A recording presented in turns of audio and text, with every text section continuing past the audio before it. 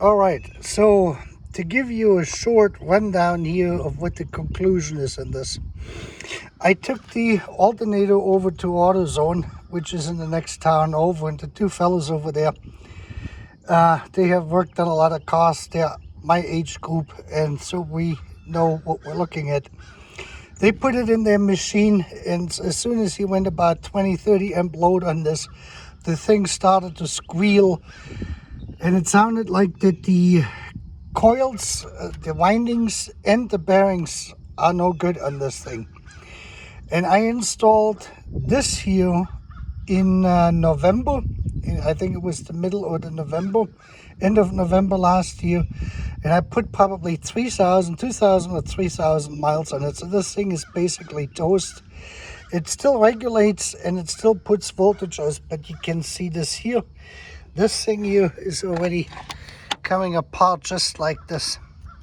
You can see this. So this alternator is only about 6 months old now, 7 months, 8 months old.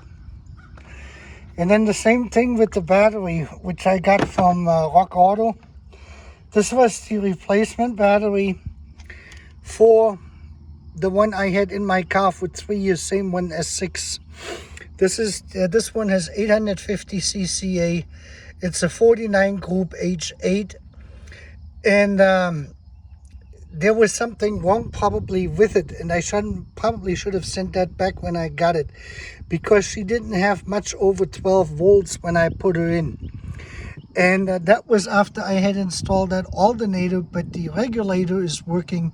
So this battery could not have damaged this here, because electrically sort of it is still functioning.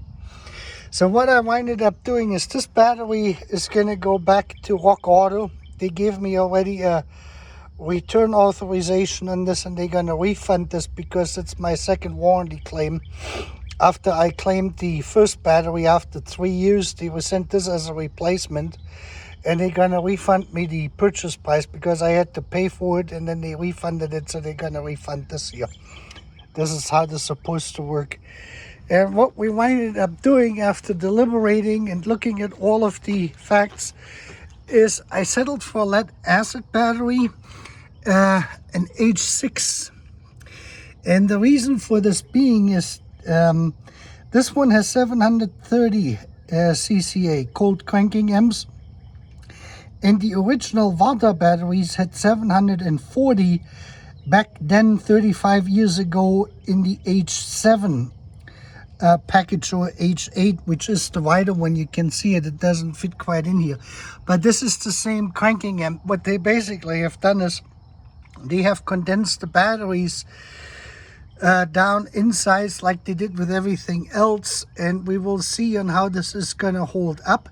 The idea behind this is a smaller size battery will take out the same amount of charge for the starting, and since my injection system and everything else is working fine, will be exactly the same. But if it is a little bit depleted, it will not take too long or a shorter time to get her back to 100% than if you have a battery with 850 cca or 900 cca.